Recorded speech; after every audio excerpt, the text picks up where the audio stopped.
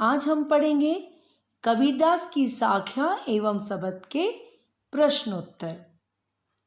पहला प्रश्न है, मानसरोवर से कवि का क्या आशय है? उत्तर, मानसरोवर से कवि का आशय है मन रूपी सरोवर, जिसमें मनुष्य का स्वच्छ विचार रूपी जल भरा हुआ है।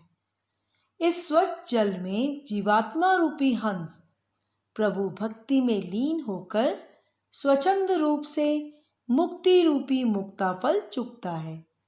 वह मानसरोवर छोड़कर अन्यत्र जाना भी नहीं चाहता। प्रश्न 2, कवि ने सच्चे प्रेमी की क्या कसौटी बताई है? उत्तर, कवि ने सच्चे प्रेमी की विशेषता बताते हुए कहा है कि सच्चा प्रेमी अपने प्रेम अर्थात ईश्वर की भक्ति करते हुए ईश्वर को पाने का प्रयास करता है। उसे ईश्वर के अलावा किसी सांसारिक वस्तु को पाने की रुचि नहीं रह जाती। वह लोभ मोह माया से ऊपर उठ चुका होता है। उसके लिए सांसारिक आकर्षण तथा बंधन ईश्वर की प्राप्ति में बाधक नहीं बन पाते। प्रश्न 3, तीसरे दोहे में कवि ने किस प्रकार के ज्ञान को महत्व दिया है?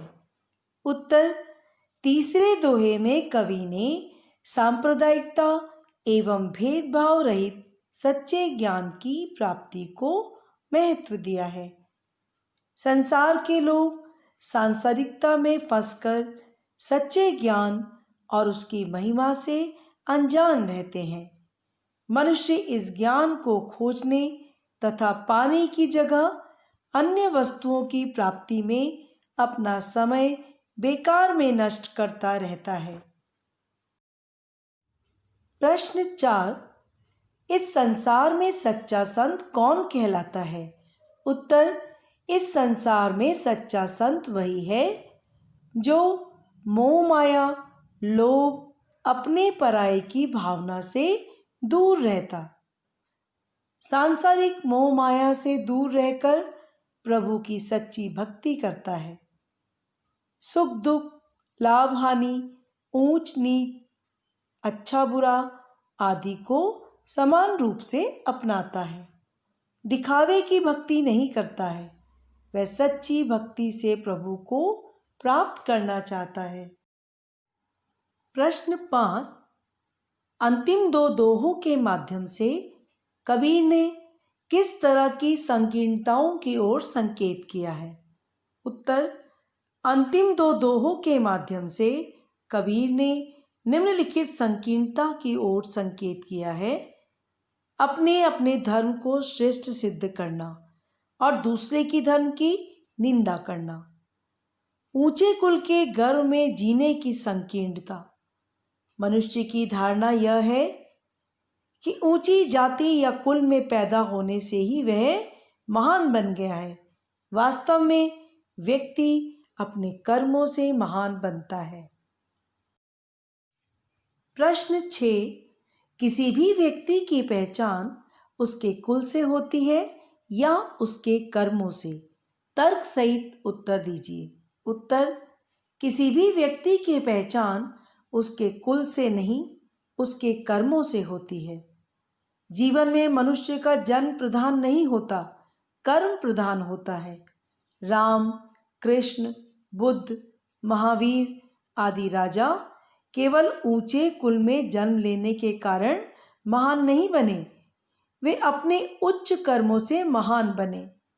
इसके विपरीत कबीर सूर तुलसी बहुत ही सामान्य घरों में पैदा हुए, परंतु संसार भर में अपने कर्मों के कारण प्रसिद्ध हुए। अतः हम कह सकते हैं कि व्यक्ति की पहचान ऊंचे कर्मों से होती है, कुल से नहीं। प्रश्न 7, काव्य सौंदर्य स्पष्ट कीजिए। हस्ती चढ़िए ज्ञान को सहज दुलीचा डारी, स्वान रूप संसार है भूकंदे झकमारी। उत्तर, भाव सौंदर्य। ज्ञान का महत्व प्रतिपादित करते हुए कबीर कहते हैं कि मनुष्य को ज्ञान रूपी हाथी की सवारी सहजता रूपी गलीचा डालकर करनी चाहिए, अर्थात मनुष्य को ज्ञान प्राप्त करना चाहिए। शिल्प सौंदर्य सदुक्कड़ी भाषा का प्रयोग, इसमें हस्ती, स्वान, ज्ञान आदि तत्सम शब्दों का प्रयोग है। रूपक अलंकार का सुंदर प्रयोग किया गया है। झक मारना, स्वान रूप संसार, मुहावरों का प्रयोग, भक्ति रस की प्रधानता। प्रश्न 8, मनुष्य ईश्वर को कहाँ कहाँ ढूंढता फिरता है? उत्तर, मनुष्य ईश्वर को निम्नलिखित स्थानों पर ढूंढता फिरता है। हिंदू ईश्वर को मंदिर तथा अपने पवित्र तीर्थ स्थल कैलाश पर्वत पर ढूंढता है। मुसलमान अपने प्रभु को काबा तथा मस्जिद में खोजता है। मनुष्य ईश्वर को योग, वैराग्य तथा अनेक प्रकार की धार्मिक क्रियाओं में खोजता है। प्रश्न 9, कबीर ने ईश्वर प्राप्ति के लिए किन प्रचलित विश्वासों का खंडन किया है? उत्तर, कबीर ने ईश्वर प्राप्ति के लिए निम्नलिखित प्रचलित विश्वासों का खंडन किया है। मनुष्य मंदिर, मस्जिद में पूजा अर्चना करके, नमाज पढ़कर ईश्वर को प्राप्त करना चाहता है, किंतु ईश्वर की प्राप्ति नहीं होती है।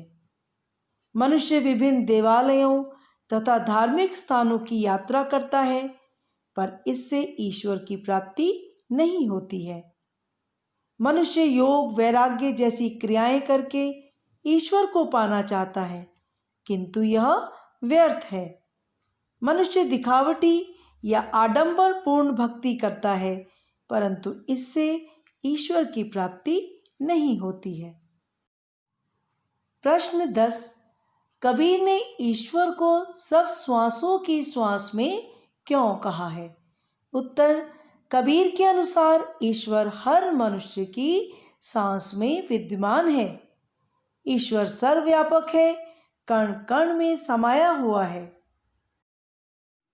प्रश्न 11, संकलित साखियों और पदों के आधार पर कबीर के धार्मिक और सांप्रदायिक सद्भाव संबंधी विचारों पर प्रकाश डालिए।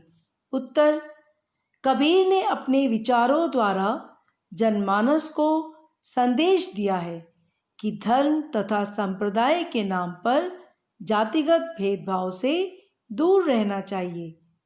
कबीर ने हिंदू और मुसलमान की पूजा पद्धति के कारण उत्पन्न सांप्रदायिकता को लक्ष्य बनाते हुए राम और रहीम को एक मानकर मनुष्य को सच्ची भक्ति के लिए प्रेरित किया है। ये सारी चीज़ें मनुष्य को राह से भटकाने तथा बंटवारे की ओर ले जाती हैं। उनकी स्पष्ट धारणा थी कि जो निष्पक्ष होकर हरि का ध्यान करता है वही ज्ञानी संत कहलाता है।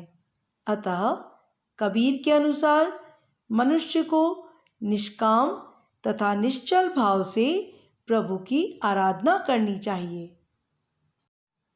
प्रश्न 12, निम्नलिखित शब्दों के तत्सम रूप लिखिए। पखापखी, अनंत, जो, जुगति, बैराग, निरपक। उत्तर, पखापखी पक्ष विपक्ष, अनंत अन्यत्र, जो योग, जुगति युक्ति, बैराग वैराग्य, निरपक निष्पक्ष। आशा है कबीर की साख्या एवं शब्द के प्रश्नोत्तर आपको स्पष्ट हुए होंगे। मिलते एक नई वीडियो के साथ नए अंक में।